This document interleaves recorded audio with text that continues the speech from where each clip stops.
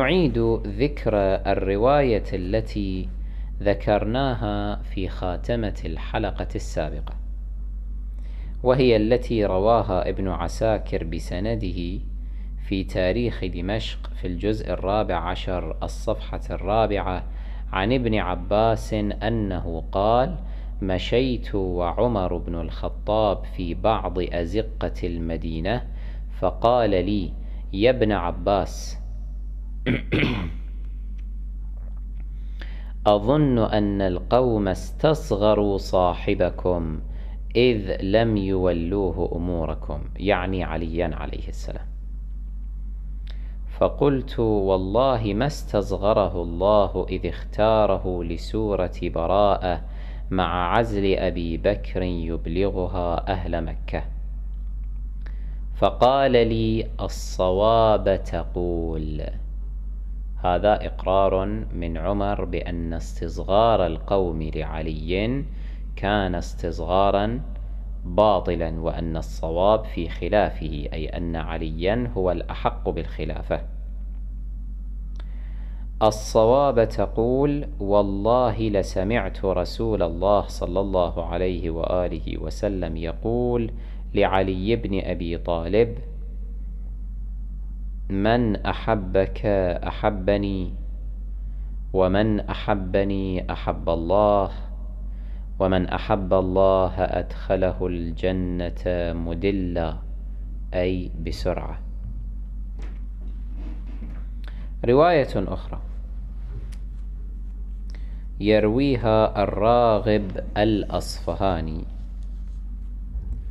في كتابه محاضرات الأدباء الجزء 7 الصفحة 213.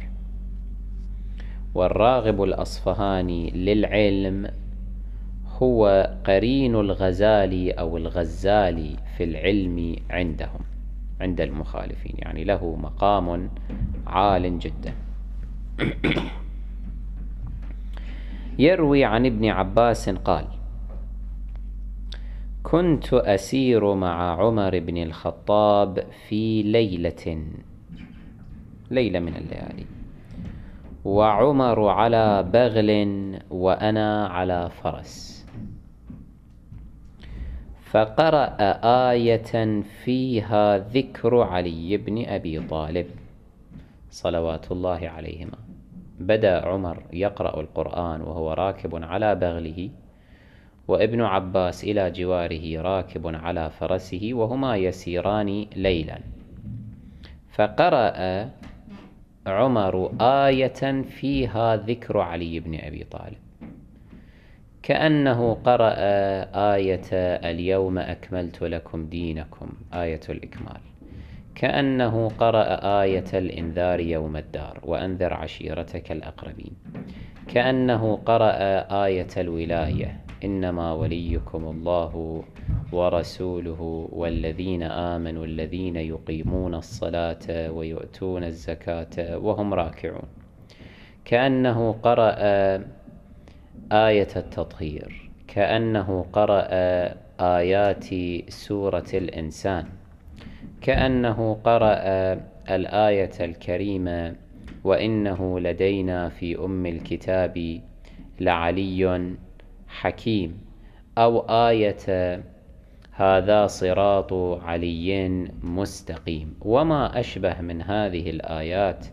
المباركات التي نزلت في حق علي صلوات الله وسلامه عليه. فقرأ آية فيها ذكر علي بن أبي طالب عليهما السلام، فقال: أما والله يا بني عبد المطلب، يخاطب من؟ ابن عباس، باعتباره من بني عبد المطلب بن هاشم: لقد كان علي فيكم أولى بهذا الأمر مني ومن أبي بكر. دققوا جيدا في هذا التصريح الخطير من عمر بن الخطاب. هو يصرح قائلا أن عليا كان أولى بهذا الأمر، أي بالخلافة، منه ومن أبي بكر. أما والله يا بني عبد المطلب، يقسم أيضا على ذلك، يقول أما والله يا بني عبد المطلب لقد كان علي فيكم أولى بهذا الأمر مني ومن أبي بكر. فقلت في نفسي، ابن عباس يقول: لا أقالني الله إن أقلته، لا أترك عمر بن الخطاب ما دام قد أقر على نفسه في هذه الليلة في ساعة الصفاء هذه وقال بأن عليا أحق بهذا الأمر منه ومن أبي بكر، حينما قرأ الآية التي فيها ذكر علي بن أبي طالب من مجموعة الآيات.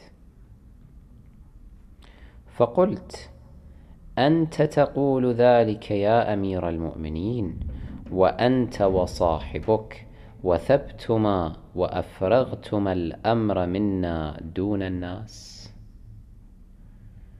ابن عباس يقول لعمر: أنت تقول بأن عليا أولى بهذا الأمر منك ومن أبي بكر، وأنت الذي قمت وصاحبك أبا بكر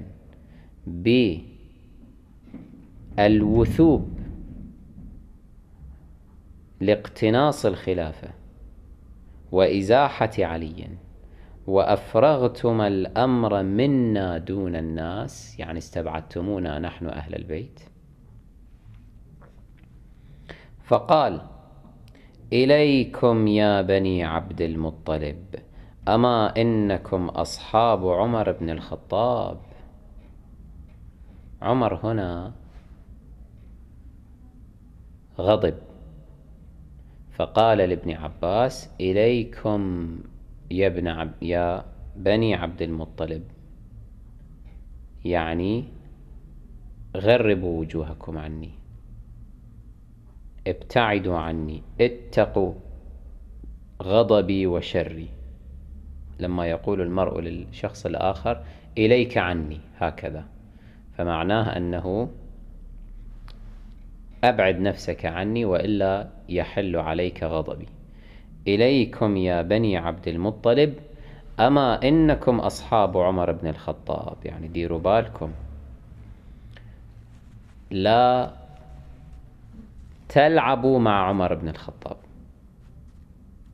لا تقل هذا الكلام. يعني مقصود كلام عمر لابن عباس أنه إياك أن تكرر هذا الأمر ثانية، إياك، ترى تعرف أنا منه، أنا عمر بن الخطاب.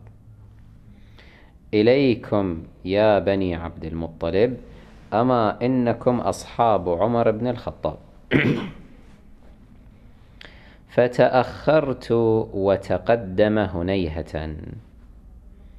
يقول: لما سمعت منه هذا الأمر ورأيت بوادر غضب عمر، تأخرت بفرسي وجعلته يتقدم علي بفرسه حتى يبتعد عني، أبتعد عنه هنيهة، برهة من الزمن. فقال: سر لا سرت. غضب أيضا مرة أخرى وقال: سر لا سرت. وقال: أعد علي كلامك. سر لا سرت، أعد علي كلامك. خلي أسمع شنو قلت أنت مرة أخرى، أعد علي. فقلت: إنما ذكرت شيئا فرددت عليه جوابه، ولو سكت لسكتنا. ابن عباس يقول لعمر: أنت ذكرت شيئا معينا وأنا أجبتك عليه.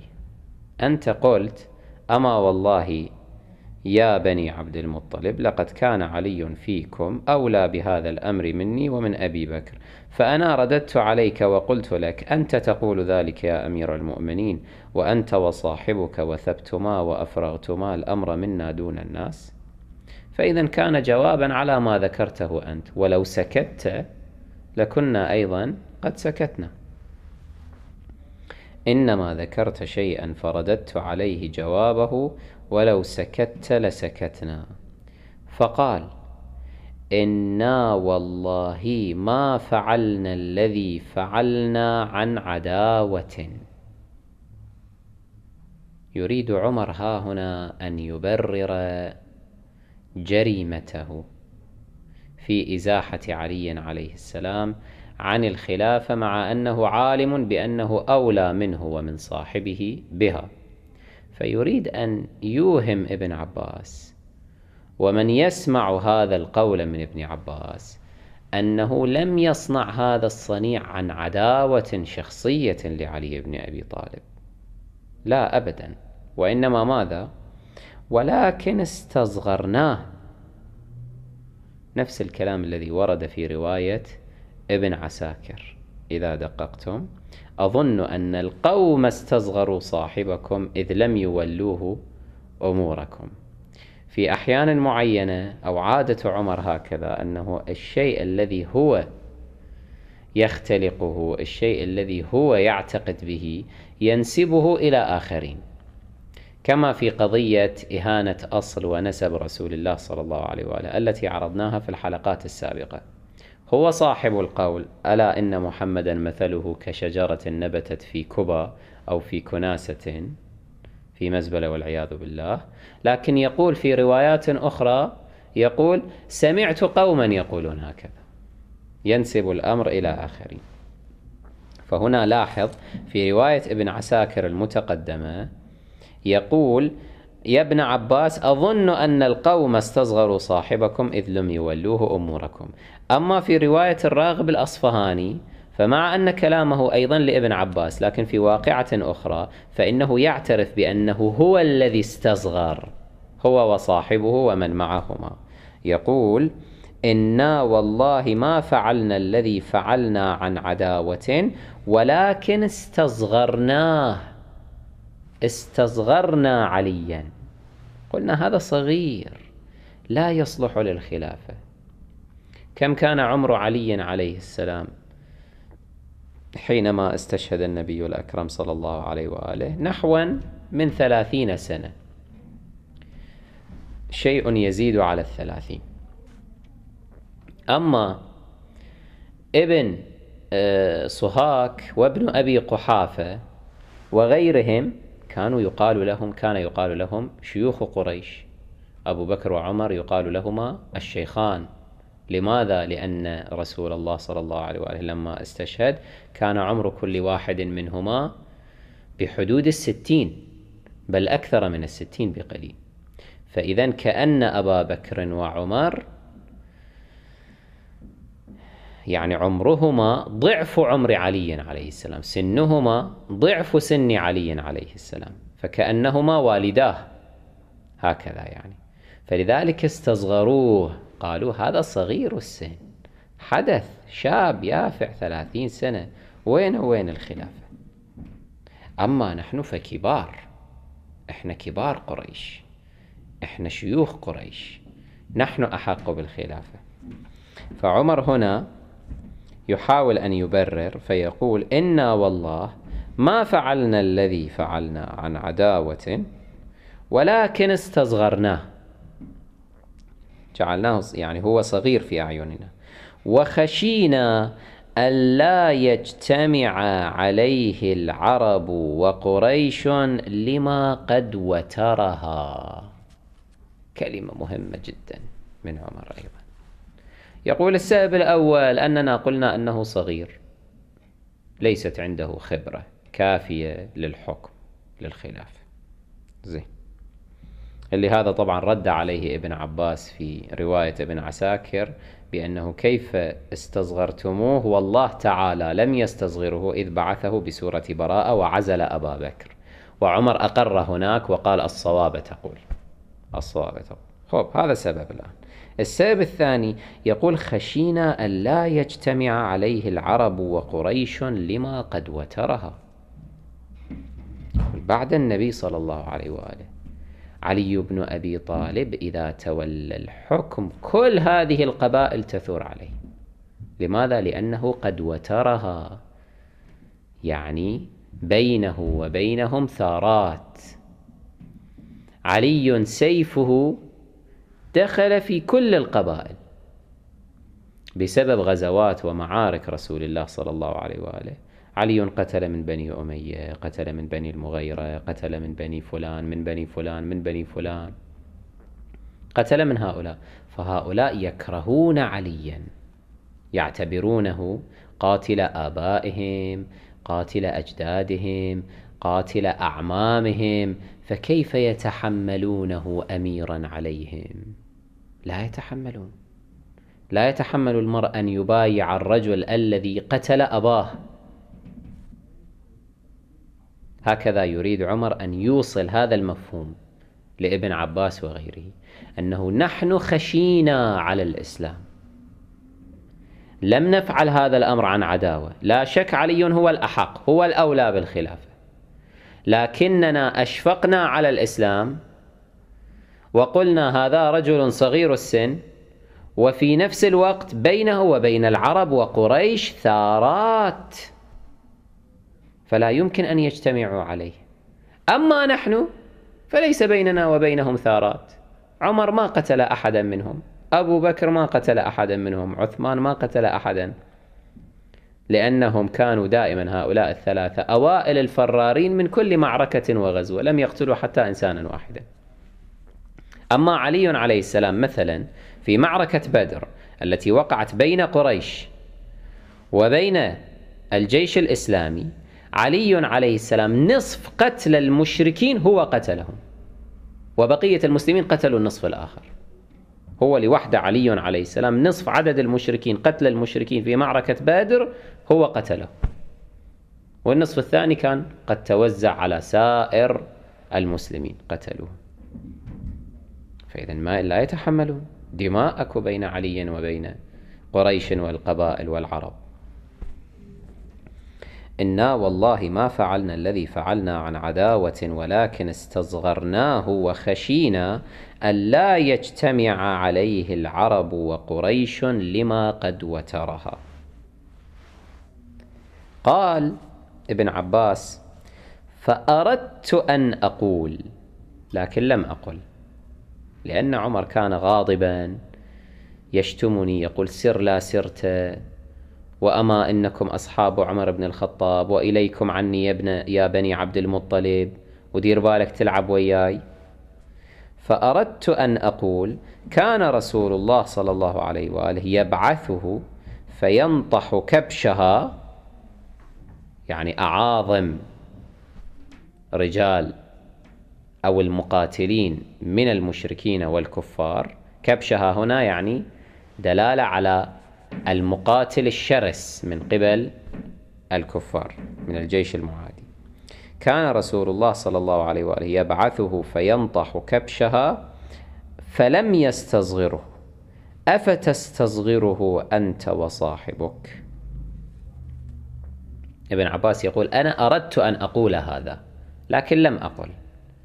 فأردت أن أقول: كان رسول الله يبعثه فينطح كبشها فلم يستصغره، لم يعتبره صغيرا في تلك الوقائع الجسام.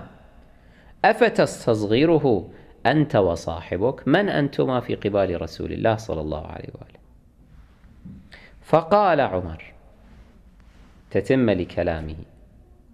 أما ذلك الكلام كان قد قاله ابن عباس في نفسه، لم يبلغه لعمر. قال: لا جرم، فكيف ترى؟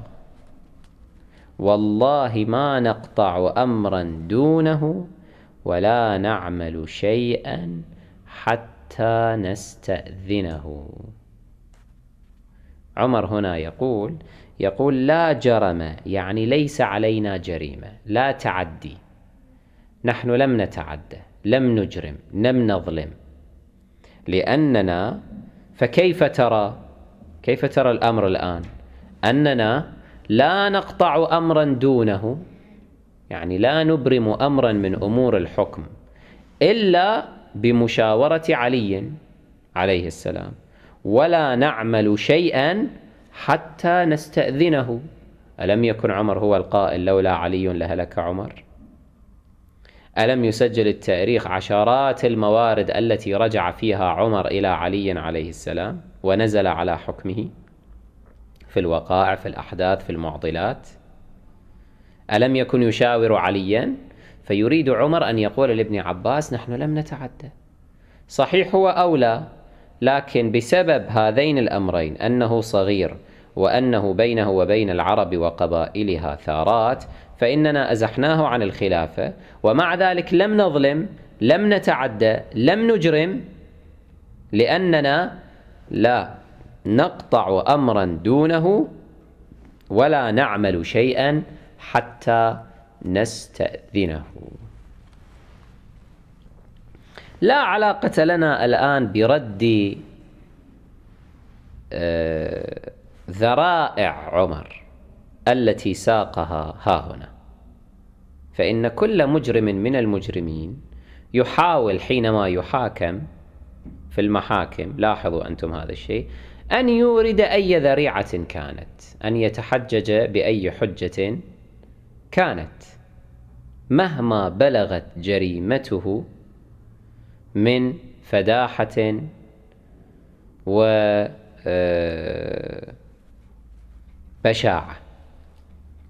يقدم الذرائع، يقدم حجج، كل يتحجج. نحن لا علاقة لنا الآن برد هذه الحجج الواهية التي جاء بها عمر بن الخطاب، ولكن ما يهمنا في المقام فقط هو تصريحه في هذا النص الخطير الذي رواه أحد كبار علماء المخالفين، وهو الراغب الأصفهاني صاحب المحاضرات، يصرح فيه بأن عليا أولى بالأمر منه ومن أبي بكر، ونترك لعمر ولمحبي عمر، نترك لهما الذرائع التي جاء بها عمر بن الخطاب، هم فليعالجوها.